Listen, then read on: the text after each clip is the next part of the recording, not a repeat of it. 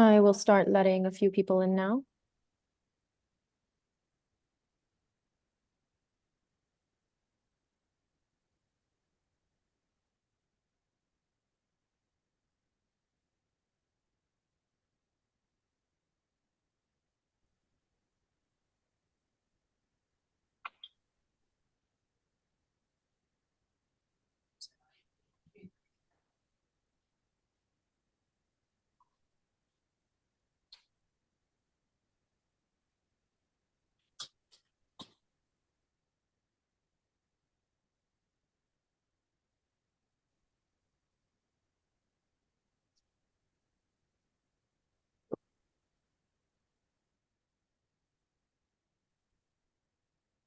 So you were deciding about those two guys. Oh no, it's off, it's off.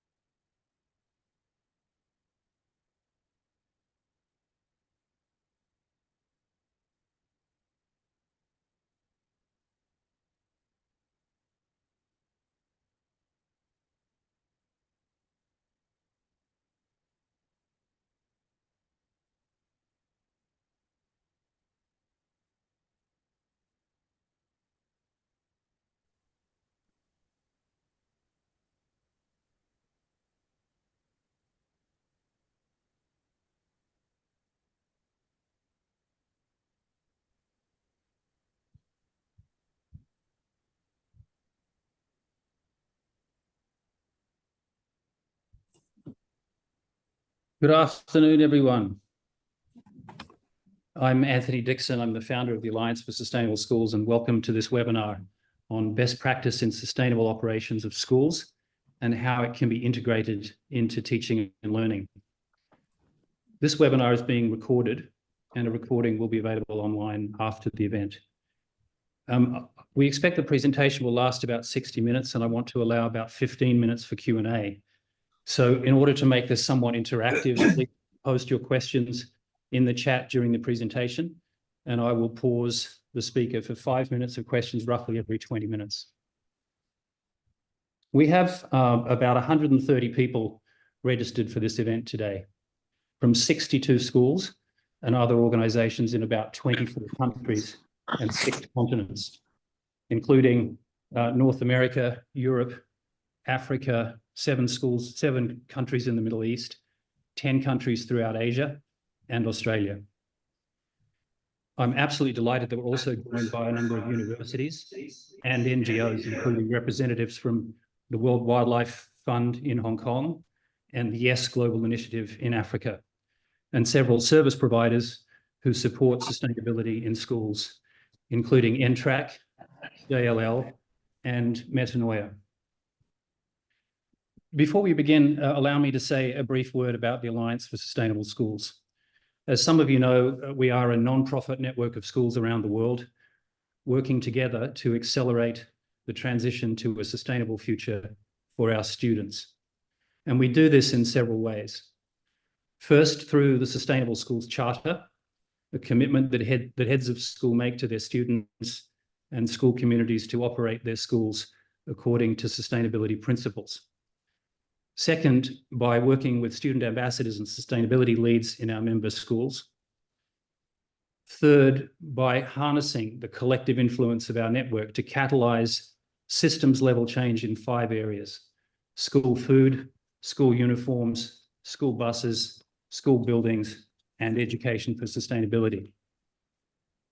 And it is the combination of these last 2 things, school buildings and education for sustainability, that is the focus of this webinar today. And fourth, by means of events like this webinar and in-person trainings and impact-oriented summits in different parts of the world, the Alliance, that's the fourth thing we do. The Alliance is, among other things, and importantly so, a community of practice. In other words, it's a place for practitioners of sustainability in schools, people like all of you who are doing amazing things in your individual schools, to come together to learn from each other and help each other get better at what we do. We believe it's really important to proclaim and celebrate examples of best practice of sustainability in schools. And through events like this, we aim to communicate these examples to a wider audience so that schools everywhere can benefit from them and their impact is amplified. As you're about to hear, UWCSEA in Singapore has a great story to tell about their decade-long journey towards becoming a sustainable school community. The continual improvement that they have achieved in their energy use over the past 10 years is truly extraordinary. But that's not the whole story by any means. What I think is even more interesting is the way that the facilities team have collaborated with teachers and curriculum leaders to use the campus, buildings, and the grounds as an opportunity for teaching and learning about so many aspects of sustainability in the school, about energy, about emissions, and about biodiversity in particular. So without further ado, it's my great pleasure to introduce the first of our speakers today, Ben Morgan, who is the Director of Infrastructure at UWC Southeast Asia and a 21-year veteran of the school. Ben, over to you. Thank you, Anthony. It's my great pleasure to see everybody joining the meeting from around the world. So happy morning, evening, or afternoon, depending where you're joining us from. It's the afternoon here in Singapore. I have with me today three colleagues from the Facilities and Operations team who are actually going to do the bulk of the presenting. As I said, I've been in Singapore for 21 years. I first joined UWC actually as a teacher. And slowly over the years, I have migrated onto the operational side of the school, firstly concentrating on the IT side of things, and more recently, all of facilities and operations of IT fall into my remit, more at a slightly strategic level. I'm also joined by Jonathan, who's our head of facilities and operations. So Jonathan oversees the facilities and operations on a slightly more day-to-day level. We then have Gowtham, who is our sustainability manager, who works within the operations team and has been a key participant and driver of much of what you are going to see today. And alongside him is Bhaskar, again, runs our BMS system, but again, a key player in bringing what you're going to see to life over the last few years. We are, however, a very small part of the facilities and operations team at UWC. In a moment, if you don't know us very well, I'll give you a bit more of a background to the school. But there are many, many people, both past and present, across the facilities and operations team who have contributed to the work that you're going to see today. And we are but a small number presenting on their behalf. What we'll do today, we'll kind of run through, I'll give you a quick background to UWC. We'll dive into hard systems and what we've done there to increase sustainability, what we do with soft systems, some of the technology we've put in place to help drive all of that, how we now use both the campus and what's been done, but also the facilities and operations team as a living lab to delve into how we support the education of students. Very briefly, some words. I'll run through what I hope are some of the key takeaways you get, and then we'll have a major Q&A. We will have two shorter Q&As throughout the session as well, so do type your questions into the chat as we go, and between us we'll try and pick those up and answer them as we go, or answer them at the end. You'll see on that slide above we had email addresses, and we're more than happy to engage in conversation with people after the presentation in the coming days and weeks as well. So just to introduce you to UWC, if you don't know who we are, based here in Singapore, we have two campuses. First one, Dover campus, became a UWC in 1971. So we celebrated our 50 years 2 or 3 years ago. Just over 3,000 students on the Dover campus. Some of the buildings are much older than that. So it was originally it was a school for the British forces here in Singapore. So some of the buildings which we still use today were originally built 70 years ago. More recently, we opened up what we call our East Campus, which opened in 2010. A much smaller footprint. Dover campus is on 11 hectares. East Campus is on 5 hectares. And East Campus was built with many sustainability ideas from the ground up. But as you'll see, we've managed to achieve very similar outcomes across both of those two very different campuses. East is slightly smaller in terms of student numbers, about 2,700 on East, but we operate both schools as a K-12 through school. All of the staff today, myself, Jonathan, Gowtham, Basker, we work across both campuses. So depending on the day of the week, we'll be on one or the other campuses, but we oversee both of them. So just some quick numbers: 600 teachers across both campuses, 5,800 students K-12, 8,000 parents into that mix as well. So a very big community. Obviously, urban campuses in the middle of a very large modern city. UWC as a whole dates back to a gentleman called Kurt Hahn. You may or may not have heard of Kurt Hahn himself, but you are very likely to have heard of one or more of the educational organizations that he was key in founding. So he was behind the Outward Bound movement, the Duke of Edinburgh Award in the UK, which is often called the National Youth Achievement Award in other countries around the world, the Round Square movement. So Round Square schools will sign up to Kurt Hahn's, many of his educational philosophies. And then the UWC movement. So the UWC movement, there are 18 colleges at the moment around the world. UWC Dover was the second college. The first one was Atlantic College in Wales. And the movement continues to grow as we go on. But Kurt Hahn was very much a proponent of experiential learning and bringing together people from multiple cultures and backgrounds in order to develop intercultural understanding. And he was talking about these themes. He was a Jew who fled the Nazis during the Second World War, and post the Second World War, he was very much instrumental in trying to build these organizations to kind of build intercultural understanding and peace, very much needed even today. So the UWC mission, as you can see here, make education a force to unite people, nations, and cultures for peace and a sustainable future. And the word force there, very much, it's about active, it's about taking action.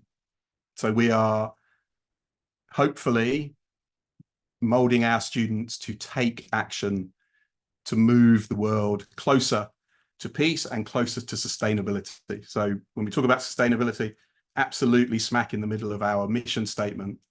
So from an operational perspective, we feel very strongly that we have to operate the school as sustainably as possible if we are to ever be able to look our students in the eye as we talk to them about sustainability, you know, and do sustainability education in a classroom. They should be able to look around them and see it writ large in how we actually run the school. And hopefully we do that. We're always trying to improve, but you'll see the kind of steps we've made towards that. So the starting point, when a number of years ago, previous leaders of the facilities and operations team said, okay, how do we make that a reality in how we run the school? Where do we start? What do we do? They actually started with, in Singapore, what's called the BCA. So this is the Building Authority for Singapore. And in 2005, the BCA introduced the first iteration of what they call the BCA Green Mark. So a framework for organizations, all sorts of organizations, to start to develop kind of sustainable buildings. And the green mark has gone through multiple iterations, and there are variations for different types of organizations and different types of campuses or buildings.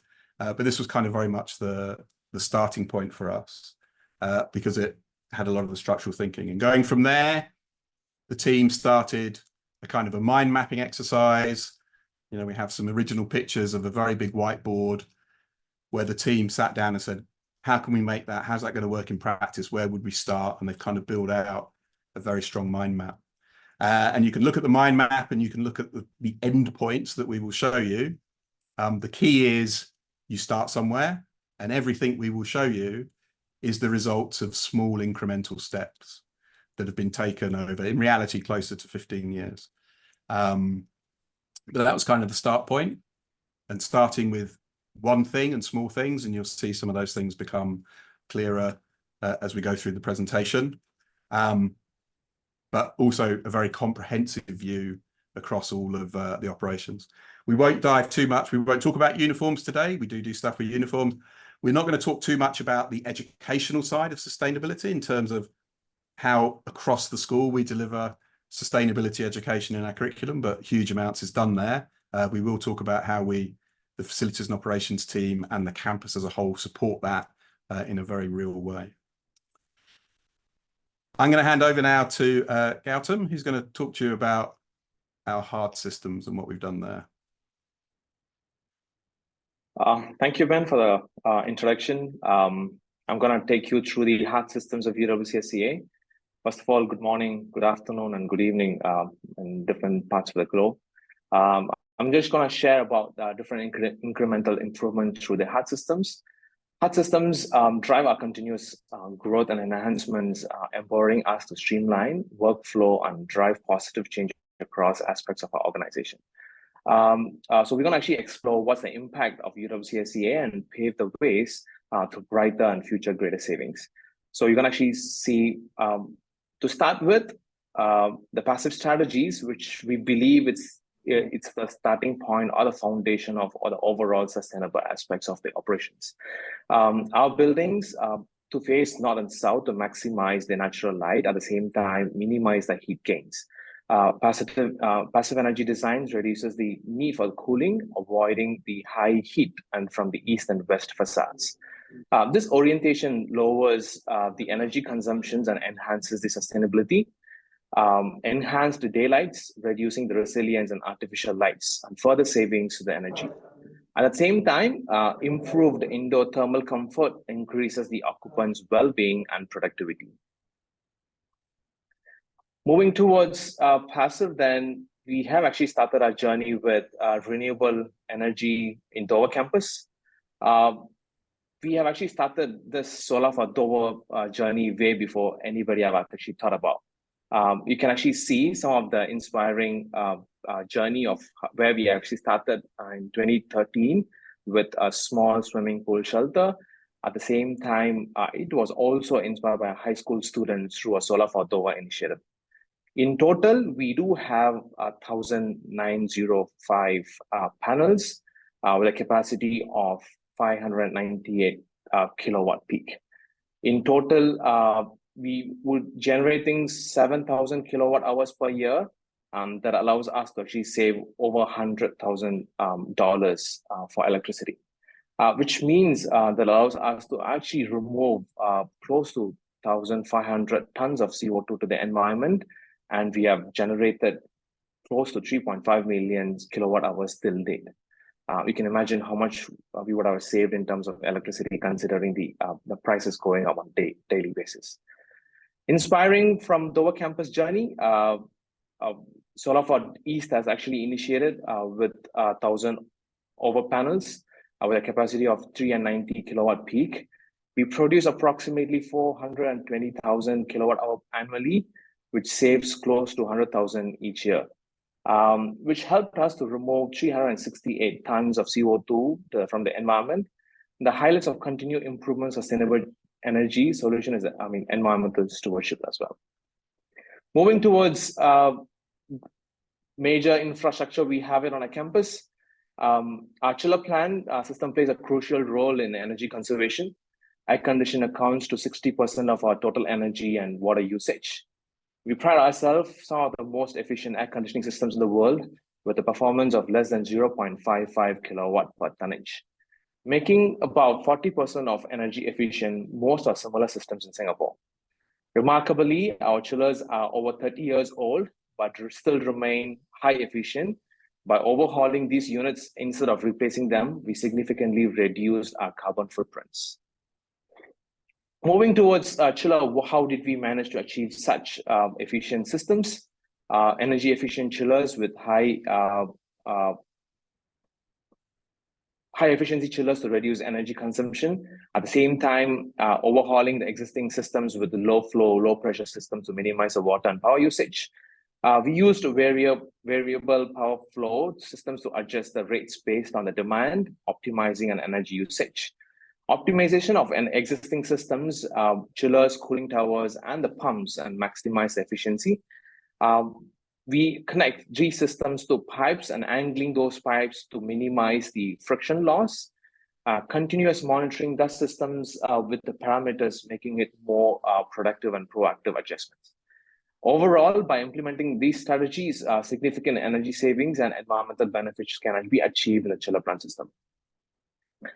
Moving towards other efficient initiatives, we do have a light shelving, utilizing clever designs and maximizing the natural light penetration through the indoor spaces.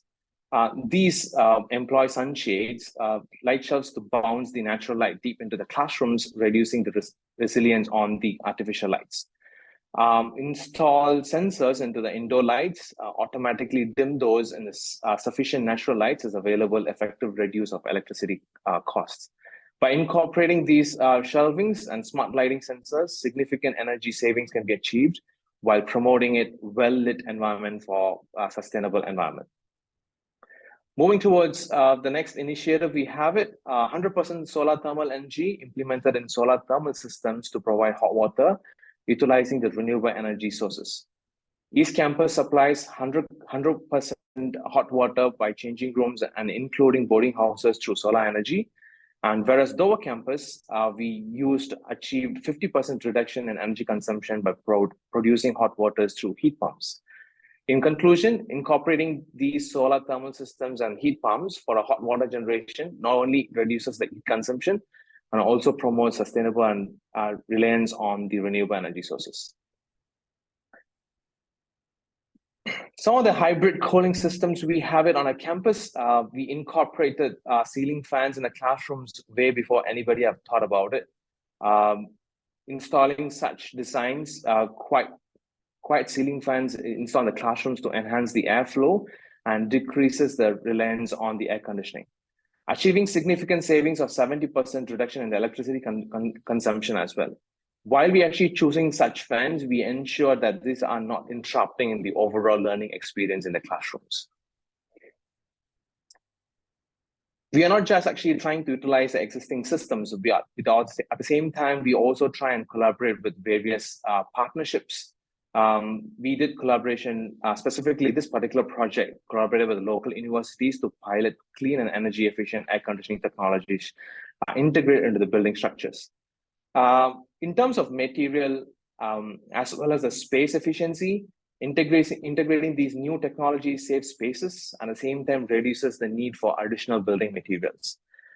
Utilizing the slides of the perfect insulated windows helps to prevent the heat from entering to the building and reducing the reliance on the air conditioning. By pioneering new technologies and new designs and new concepts, we are not only conserving energy, but also optimizing space and materials in our buildings. This is one of the examples of what exactly 342 can achieve. Usually, the medians of BCA benchmark report says 176 kilowatt per meter square per year, but usually the office electricity consumption would stand somewhere close to 112 kilowatt per meter square per year. But whereas 342 in 1 year, we're actually at 71 and reduced to 65 kilowatt per meter square per year. These are some of the data to actually prove where we are and how we actually improve our overall journey as well. And this is the percentage that actually helps us to show a significant reduction in 63%. Whereas just giving you an inspired by BCA's strategy, we have to start by the passive strategies. And as I mentioned it earlier, incorporating sunlight, shadings, and daylights, and natural ventilations, and dynamic facades that allows us to actually move towards active strategies of air conditioning, mechanical ventilation, lighting technologies, and furthermore, incorporating technology of smart energy systems of building automation, smart buildings, and plug loads management, and moving towards of renewable energy, of site optimization, solar PV, and building to grid integration. If you could imagine, where do we exactly stand in the overall framework? This is where we are standing and traveling towards net zero. And we hope to try and actually achieve what we achieve. And it's very difficult task for us to actually achieve super low energy platinum green, considering we are 50-year-old campus. At the same time, just sharing some of the aspects of key initiatives we try and actually did it on the journey. As Ben have already mentioned, we started this journey in 2013, way before anybody have thought it. We have actually done various retrofit of chiller plant, and we achieved the Green Mark Platinum in 2016. At the same time, furthermore, we didn't stop in actually doing our initiatives. We tried and actually did policies and various aspects of reporting, LED technologies, and constant replacement of existing systems allowed us to constantly explore of new opportunities for us to improve. Furthermore, we also managed to achieve Super Low Energy Award in 2020 and 2022, and we didn't stop continue increasing and recertified in 2023 as well. In the overall statistics, we would be able to see where we stand in the graph which is shown below. This allowed us to say an incremental decrease in our energy consumption. EUI is a measurement which usually is a local language spoken in Singapore, which is being measured by kilowatt per year per meter square. That allows us to actually show where we are in spite of how big we are, how small we are. This is our true example to show these initiatives helps us to actually to reduce our consumption. Of course, at the same time, that helps us in saving dollars and cents as well. This equates to close to $1.5 million on electricity bill each year. This is incorporated at the same time the financial year 2022-2023. At the same time, just want to let you know where we stand comparing the local schools in Singapore. This is the benchmark report which we usually receive on a yearly basis. Comparing to any other private schools or private colleges in Singapore, where they, on an average, they stand at 98, and whereas UWC Dover and UWC East stands at 56.7 and 62.4 respectively. As a college level, we educate sustainable development and financial impact, student learning, and UWC movement. By industry level, we try and actually bring new benchmarks in FMT and proportional business cases. But national level, we try and lead and role model for other buildings and colleges.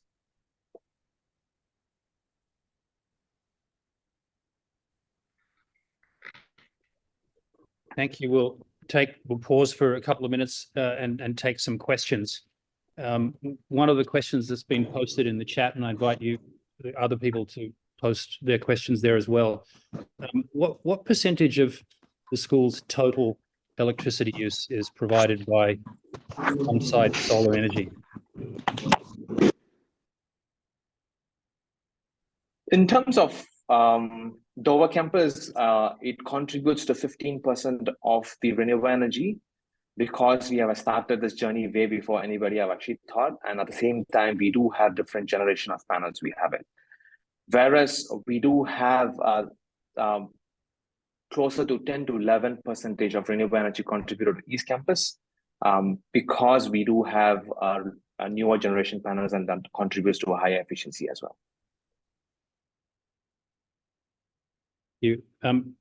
I'm interested that you mentioned that the campus is 50 years old, and yet you opened with a description of how it was designed to passive standards, which I think at the time was fairly forward thinking. Can you comment on how much of the, the low impact of the building has to do with its original design, and how much has to do with retrofitted or, improved efficiency in some of the operating equipment? We do have 16 interconnected buildings, Anthony, on Dover campus, though we have actually widely spread out 12 hectares of land. There are very few buildings we happen to have retrofit. One is middle school block and a high school block. When we try and actually do those retrofits somewhere in 2010 and 2011, we managed to incorporate those aspects of technologies into our system.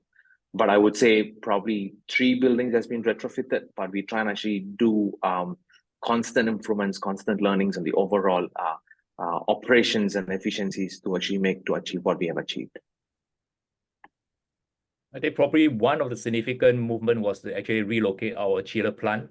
I mean, from the ground level, we actually relocate when we retrofit the middle school, we move it to the top level. And another question, you mentioned an aspiration to become a net zero school. And the question is, when you use the term net zero, are you talking only about the operations of the buildings, or are you also including transport and things like food, for example?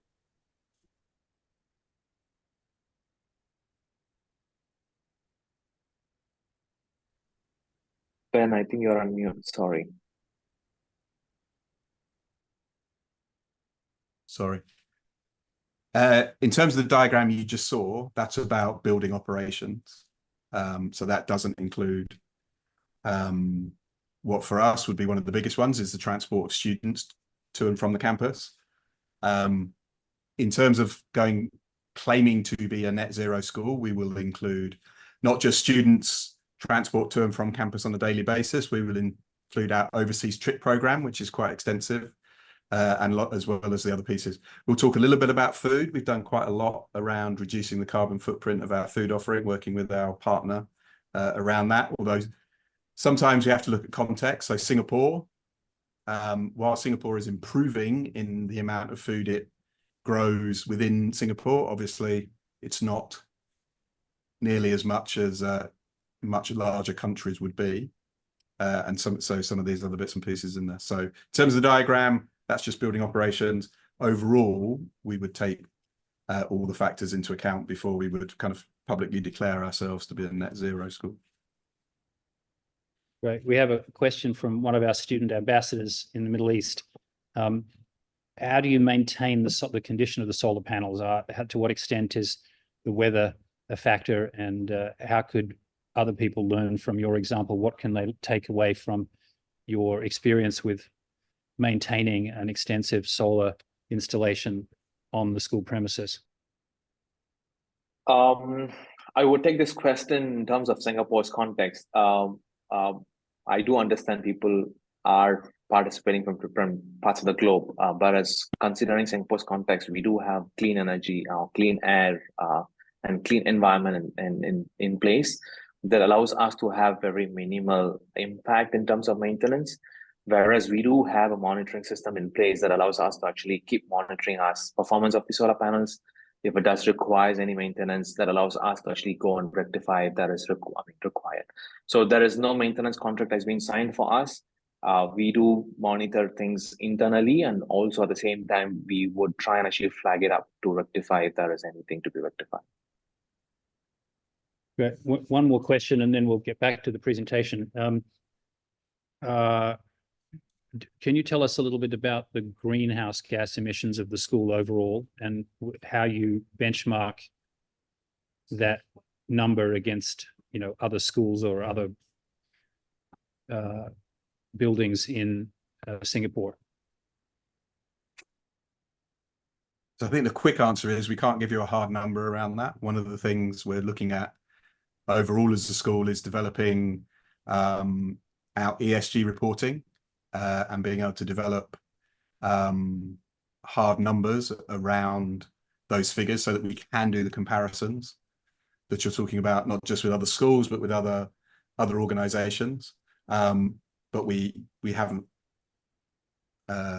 finished that, so I couldn't give you hard numbers around our total carbon footprint measured in that way at the moment. A couple of years, hopefully. Do you happen to know what it is for electricity alone?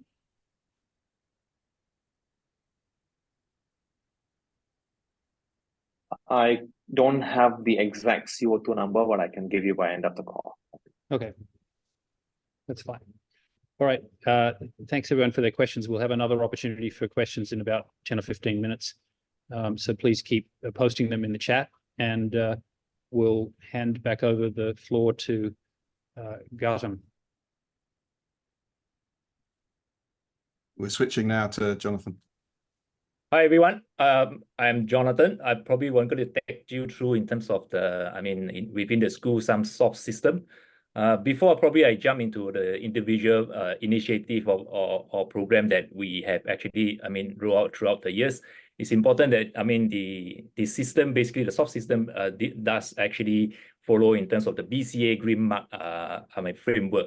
One of the five framework that is actually under the responsive urban design. And you can see that under this so-called framework, there's actually 3 focus areas that we will look into. The three areas is urban harmony and tropicality, as well as leadership. But then in terms of the United World College context, in our context, I would say that the leadership will very much transform in terms of into the community rather than just single leadership. So in what we do actually we want to look at what following the framework, what are the results that eventually we want to achieve. So there's probably three focus results that we want to achieve through implementation of all these soft systems within the campus itself. The first is definitely to improve the temperature of the campus and the air quality as well. Eventually you can see in terms of what we actually roll out in the soft system, a lot is focusing in terms of how do we actually build in greenery within the urban campus. Second part of it is actually resource efficiency. As we are aware, in terms of sustainability or green, is that this area that we look at is energy, water, and as well waste management as well. So this is also some of the results that we want to actually achieve. Lastly, is definitely community engagement and also social well-being. I would say that we, in terms of whatever we do as within the campus itself, we very much largely engage the community as a whole in planning, in decision making as well. So in terms of the space that we are looking at, is also to look at how do we actually the space that we build is able to transform into teaching and learning as well. So moving on in terms of the first so-called build project that as what we shared earlier on, when we try to retrofit one of the building, that is the middle school block, we actually incorporate a water conservation so-called feature into the design. The water feature itself, actually there's dual function of it. The primary function of it is to actually enable a rainwater catchment. And actually you can see in terms of flow is to channel the rainwater into a underground water tank that is actually measured about 160 cubic meters underground, right below the building. So this actually rainwater catchment is mainly used for our campus irrigation needs in terms of that.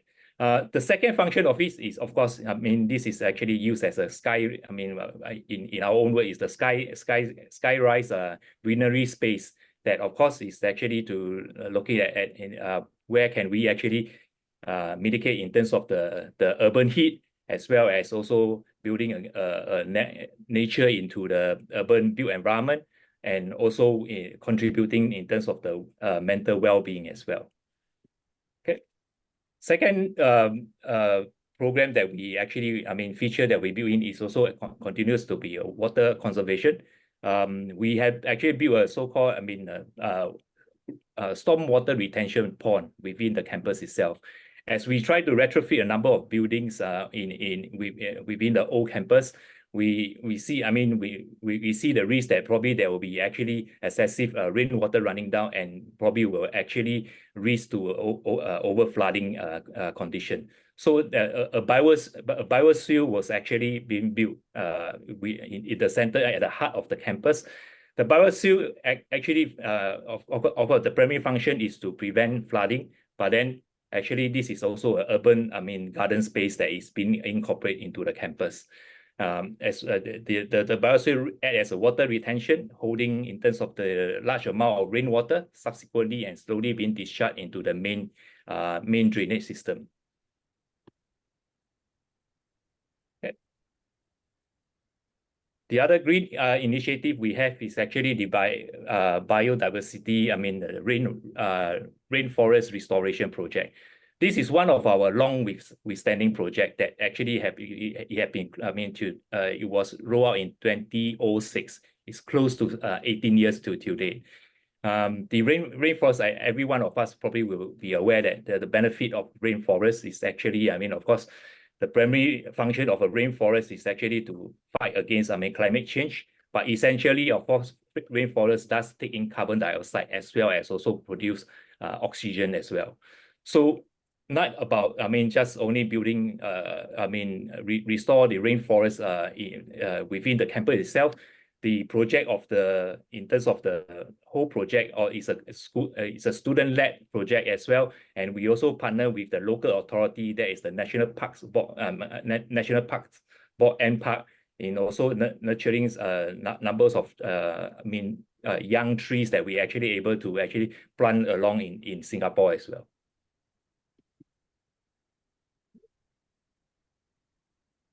This is one of the testimony probably I want to share with the audience here. As you can see that, the project is not just benefiting in terms of the environment, but as well is also contributing in terms of student learning as well. As we can see, students learn the practical skills that able to actually, in terms of the within the rainforest restoration project.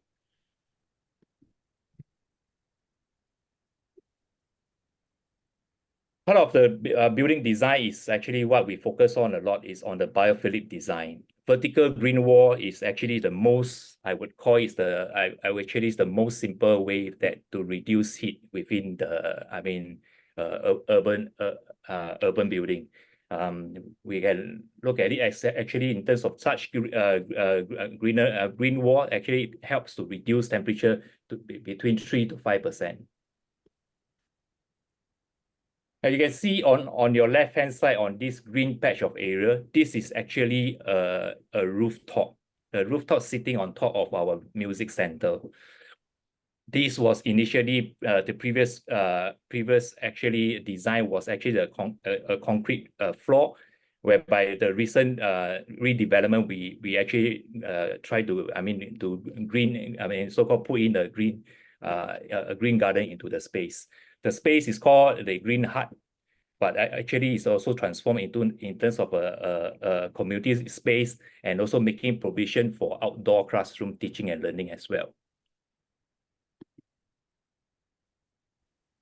Further on, in terms of the biophilic design, it's interestingly that we have actually about 15 green walls between Dover and East Campus. And we do attract a lot of external researcher who is very interested in so-called so-called green research within our green wall as well.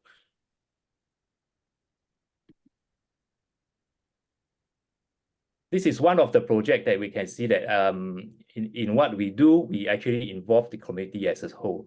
This is a tropical rainforest biodiversity signage that we actually, so-called place along the campus. And this project is actually led by, the teacher, but then of the drawing, all this is actually drawn by a student.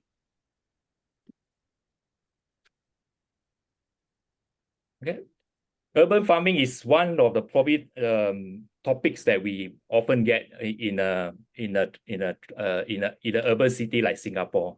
Is that how do we actually, able to create a much more effective and efficient urban farming? So these are the, number of initiatives that we have actually rolled out within the campus. We call it a herb, and we have a herb garden and an edible garden as well. We grow, vegetable within this garden, and also to educate the student in terms of the, a farm to table approach.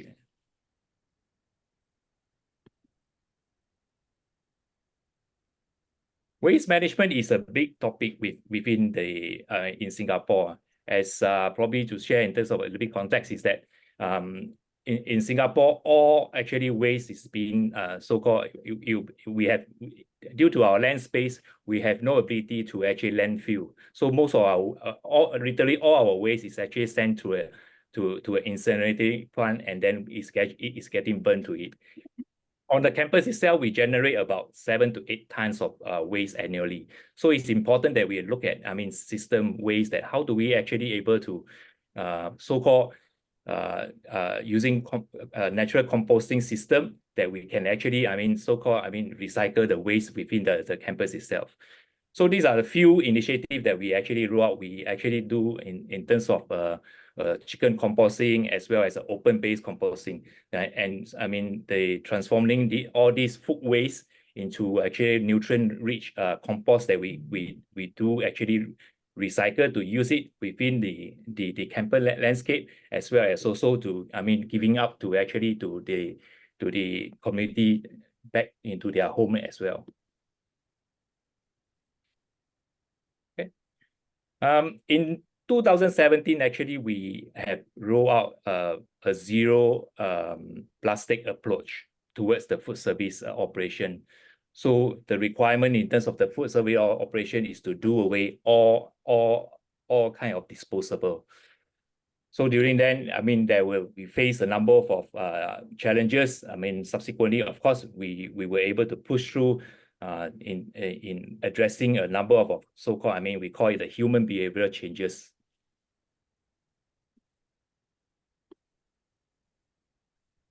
On the food service operation, that we recognize that the meat actually contribute the most carbon footprint as a whole. In 2011, we started a Meatless Monday. Subsequently, we incorporated in 2018 into healthy eating into a Veggie Wednesday as well.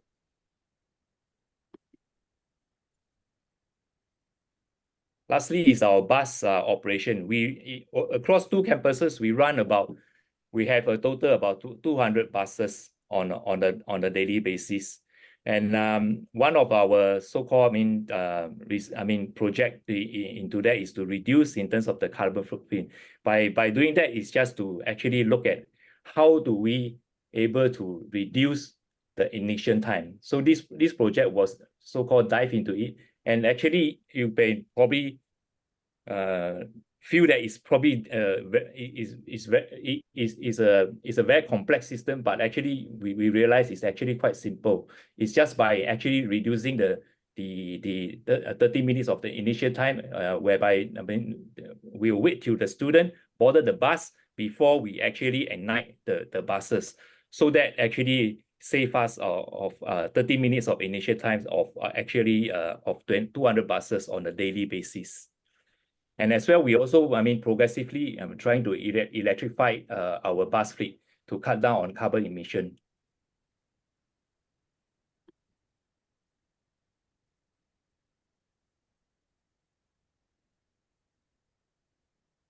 Excellent. Thank you, Jonathan. I'm going to open up the discussion to more questions at this stage before we move to the third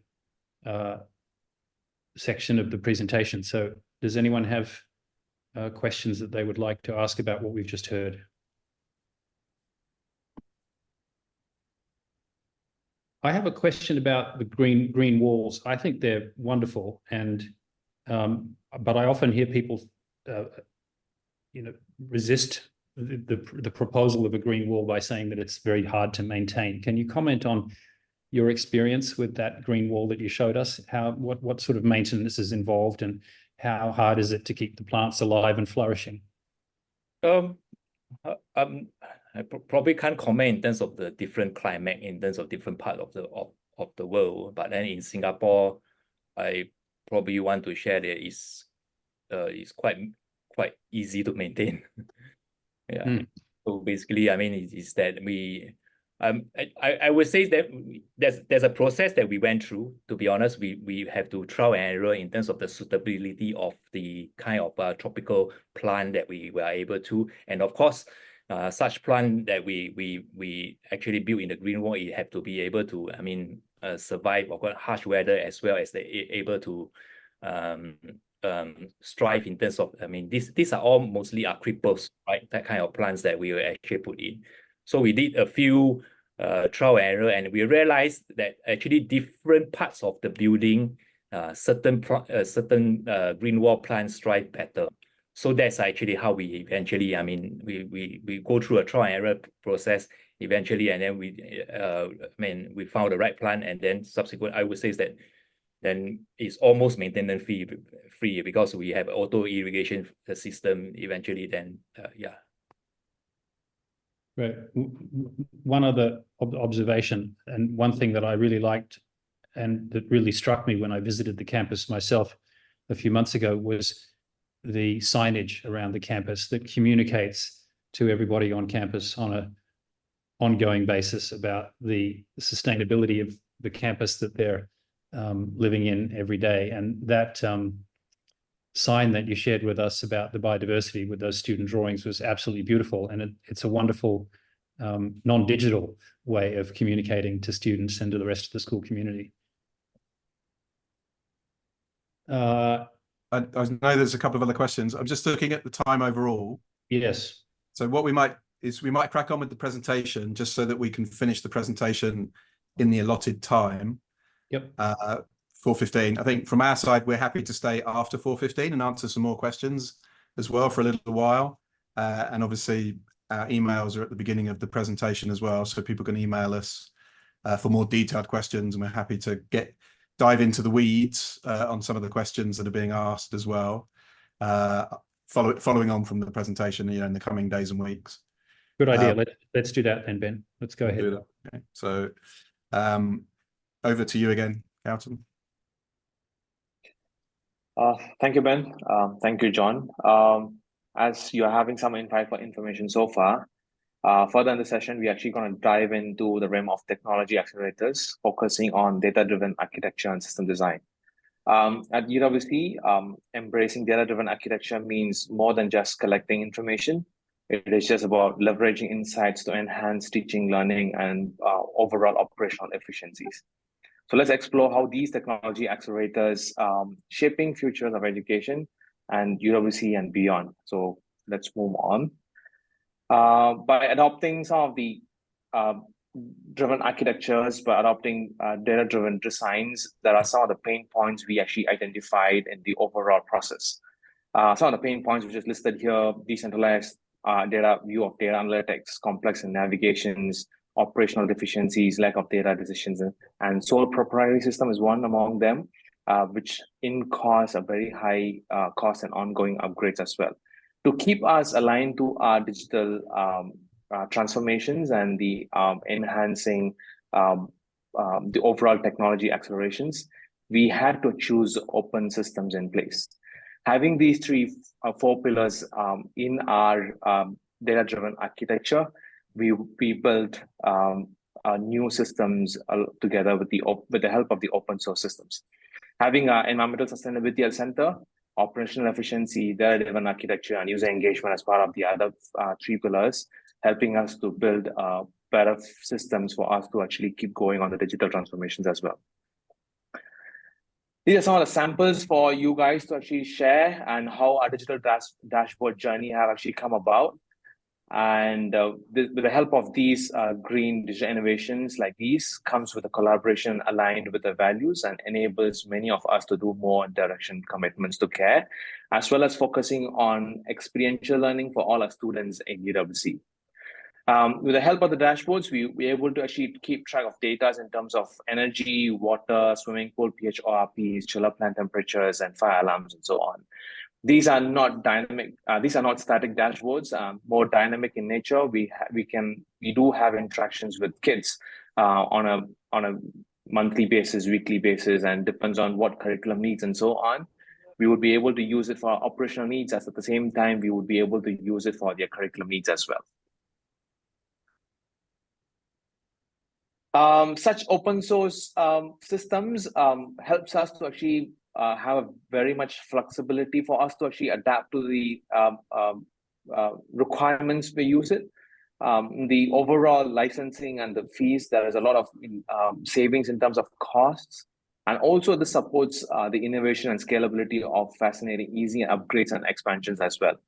Of course, in terms of benefits, we have a full data ownership of ensuring autonomy in the systems management. At the same time, in the long-term support, community-driven supports ensures the sustained assistance and the development as well. I mean, you may not believe it. We just spent one tenth of the cost of the BMS upgrade project, which we recently gone through, compared to any other commercial upgradation systems we have it. As an overall, open source BMS offers a cost-effective and flexibility and customizable solutions with control, independence, and long-term support. We're going to actually share a few more insights in terms of with examples. With the help of open source systems, just going to share with you some of the projects we happen to actually undergo. We happen to do some VAV projects within our buildings, and that's the key elements of savings which could actually reflect it on the table. With the help of this one single project, we could actually save close to 72% of the overall cost. When it comes to maintenance, that's a lot of dollars we actually saved across both campuses. You can actually imagine, I mean, across 13 years or 10 years down the road from 2017 or 2020, we would be able to actually save overall 1.4 million over the period. This is just about maintenance. You can imagine how the various other projects going to be incorporated along the years and how much that actually going to bring savings into our overall operation as well.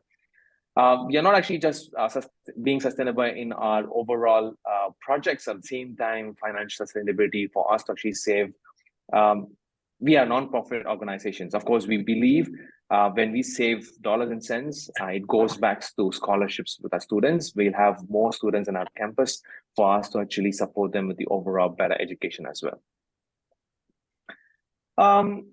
Some of the how effectively we managed to implement such projects like staggered approach, dividing the project into various stages and save 50% of the budget, eliminating the hidden cost and optimizing the resource allocations. We do have in-house expertise in terms of utilizing our internal team skills and save nearly 60% of the designs and integrating some of the controllers, water meter sensors, and avoiding the resilience and cost external contractors. Proprietary system removal, eliminating such systems of cut ongoing upgrades of maintenance cost and enhancing the overall flexibility and integrations. Infrastructure savings, cloud-based solutions with the internal IT capabilities reduce the infrastructure cost, minimizing both upfront investment as well as the long-term maintenance expenses as well. License fee, we do have unlimited licenses. We usually get to actually charge $2,000, I mean USD per license. Imagine how much we have to pay like huge campus like us for us to just spend for the license alone. So overall, these approaches ensure the efficient project implementation while optimizing costs, laying a groundwork for sustainable future. So this is one of the simple example of what we do it with the help of smart systems. That's one of the message which I actually posted in our WhatsApp groups. With the help of systems we developed in-house, we managed to actually stop the water leaking in 5 urinals and WCs across the campus. It was a weekend. We would always see some of the weekends is being left alone and idle, where we actually happen to have lots of water leaks and energy is being wasted. With the help of such systems, we would be able to actually minimize and eliminate those. After we managed to actually implement such systems, we would be able to actually save cubic meters, and that has been displayed here, comparing to 2 financial years. And in terms of dollar value, is close to $8,500. Over to you, John. Thank you, Gowtham. I'm going to take you through of a living lab. Probably before I start into that, I mean, probably just to share a little bit in understanding why do we call the following number of initiative is a living lab. I think before, when we start off with this project, our thinking was actually on focusing on 2 main areas. The first area is that we want to actually transform learning, getting learning from a real life subject matter expert. The second focus area was actually how are we going to transform teaching and learning in a real life campus facility. So this was actually the initial focus that we wanted to look into. But then it's important that this is probably what we think, but then how I would say that I would put in the way that we have actually able to roll out successfully. But so what were the contributing success factors? Yeah, but I'm on a meeting What do you for see? Eco Council. But So the three areas that actually three success factors that I probably want to share within the session here is that the first is actually I would put it in a way that I always so-called in terms of the facility and operation team, I believe that we are not just a maintenance team. By saying that is that we do not just do work on the back end. As a department itself, we have already moved beyond that in terms of daily maintenance, ensuring smooth operation of the facility is a given. But then within each of our team members, within us, we are constantly looking at ways, how do we actually contribute to the community, particularly in terms of student learning as well. The second success factor is that we share the same alignment in terms of trying to bringing the campus to life. The teaching and learning team together with the facility team actually co-created this campus case study. In my own words, I call it is a groundbreaking learning curriculums. That actually the intention for that is to bridge our student our student learn in the classroom, and to bridge the gap of what is the difference between a classroom learning to a real life setting. The third success factor is that as a community, we are, or rather to say as a college, we are very much mission aligned. As what Ben has shared, our founding father, Kurt Han, in what we believe in terms of using education as a force to unite people, nation, and culture for peace and a sustainable future.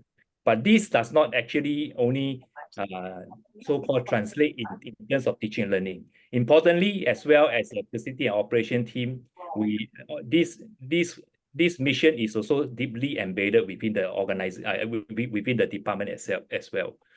So moving towards the first initiative is we call it a campus case study. As you can see, the campus case study, what we have actually done is that we create a number of such campus case study unit, and then this unit are being delivered by the facility and operation team.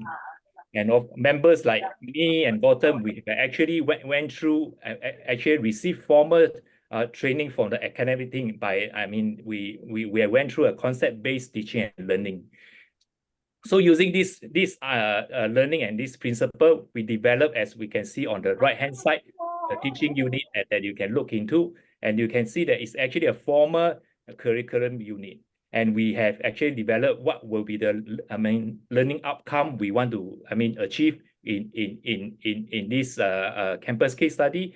What is actually the student bio knowledge in the classroom, as well as what will be the keywords that eventually the facility and operation staff, when they deliver the program, these are the keywords that you probably want to mention within the learning experience. Okay. Moving on, as you can, what is written here is that there's numbers of actually campus case study unit. It caters from K to 12. It covers in all areas to it. And importantly is that it is looking at each individual grades that they are able to experience in terms of what they learn in the classroom, as well as what is actually in the real life setting, particularly on the campus itself. What is the, in terms of having the big idea and a concept, how do they apply into a real life context? Now, place-based learning is also one area that we probably we look at. The intention, is that what we use, the available resources that we have on campus itself. Within the campus itself, we see the opportunity in how we are able to actually deliver such learning curriculum towards our students. This is actually a sharing in terms of a testimonial by our grade 12 student recently, what she really mentioned, as she mentioned here, basically is that, I mean, sustainability education is not about just sitting in a classroom, right? Discussing in terms of theory. It's more important to understand the context of the environment, and then subsequently putting in practical action into it.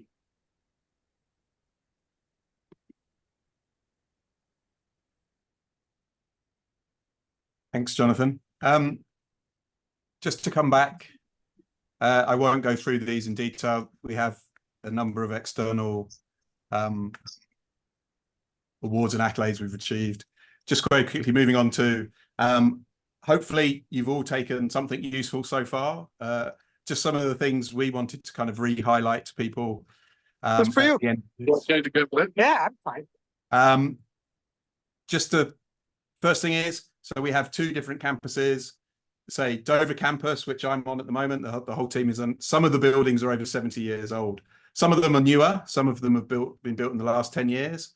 But some are over 70 years old. But we have made both campuses super low energy on the Platinum Green Mark. So it is quite possible to retrofit old buildings, as well as take new build campuses and make significant savings. And just that alone saves us $1.5 million a year in terms of electricity. So just to be clear, we're in the tropics. We run all aircon all day, every day of school. We have 2 boarding houses on each campus, which run 24/7 during term time. We run a major ECA program at the evenings and weekends. So it's not that we're not doing much. We're running our campuses a significant amount. But we can do that. And really the big message is, if you focus on sustainability, you can save money. It's not, a nice ethical add-on that costs more, which you factor in. Actually, it will save you money if you follow it through and do it properly. We've used open source software, commonly available parts to create the monitoring and control system. Again, wasn't done overnight, but it is a key part of how we can manage the system day to day and find new areas for action and to validate actions that have previously been taking. But again, we can share in detail with people who are interested about what software we've used, what controllers we've used, what sensors we've used, and how to do that. But having data to inform your decision making is key, so that you can prove what you have done and look for areas to focus on next. But that does not have to cost you an arm and a leg. Again, we've done that relatively cheaply, significantly cheaper than any of the commercial systems that we were offered. Leverage the skills and the passions of the operations team. This is a key thing, empowering the experts within that team. So in terms of many of the initiatives about how have we reduced energy usage, how have we reduced water usage, how have we increased biodiversity, they have come from within the operations and facilities team. We have said to that team, other people before me, I'm relatively new overseeing this team, have said, this is our aim. We want you to tell us how to do it. This is the campus case studies. The facilities team teach the units. This is the key thing. We have our landscape gardeners, our M&E team, our food tech specialists. All of these people are experts in their field, and they love to interact with the students and to share this passion, and they go above and beyond given that opportunity. And this idea, all staff can be teachers, absolutely. We can attest to that. Lastly, if you're kind of thinking, oh my God, what could we possibly do? I'm sure many of you have been on the journey for a number of years and you've done lots of different things, but this is in total 15 years worth of work being presented in just over an hour. Everything was incremental, small steps. Start with something, do the next piece, do the next piece, different teams doing different things at the same time. Some questions about staffing and things like that. Apart from Gowtham's role, sustainability manager, we didn't add any staff to do this. This is all about existing people just being empowered and doing it. So we haven't had to add lots of cost in order to make this happen, quite the opposite. So again, lean and efficiency. So what I would just kind of say for you, whether it's your first step or not, hopefully we've inspired you, and what will your next step be based on what you've seen here. And with that, we'll finish the formal part of the presentation, and we'll go into Q&A. Thank you, Ben. Just to be clear, we'll stay on for another 10 or 15 minutes to take further questions for those of you who have the time. And I gather the Ben and Jonathan and Gowtham, you can stay on for that long. I wanted to pick up one of the questions that has already been addressed by Ben in the thread and dive a little bit deeper into it. I think it's very rare that the skill set that your team demonstrates, there are many talented operations people in schools all over the world, obviously, that goes without saying.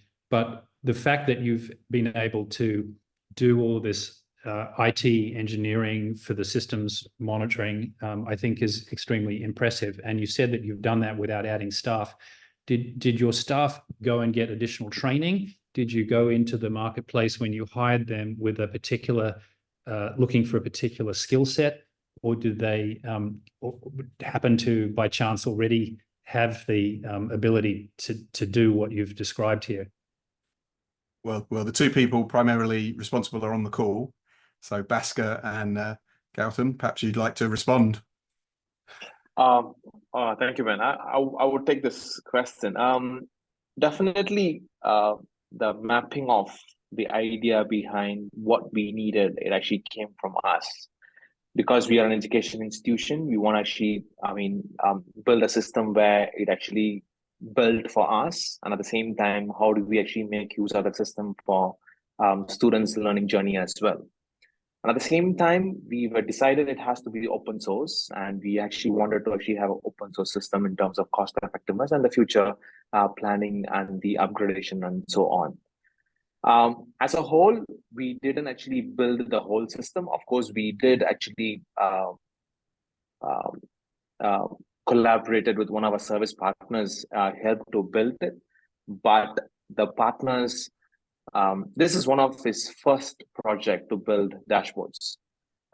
So they were no experience in actually building dashboards. Of course, we actually happen to have open tender. We actually explored different service partners who can actually do such dashboards. To give you an example, we also collaborated with one of the proprietary systems on campus as well. And they were nowhere near to what we have actually built, even when we actually happened to give more information of what we needed, but their outcome was very, very limited. Whereas when we actually decided to go open, we happened to actually have a very big collaboration, and they were open to actually collaborate with us and learn in the overall journey. And they have learned, and we have achieved what we want to actually achieve. And as I said in the presentation, it didn't cost much in the overall upgradation, and together with the dashboard, it cost us only 1/10 of the overall project. I hope that answered, Anthony. Yeah, thanks very much. Are there other questions?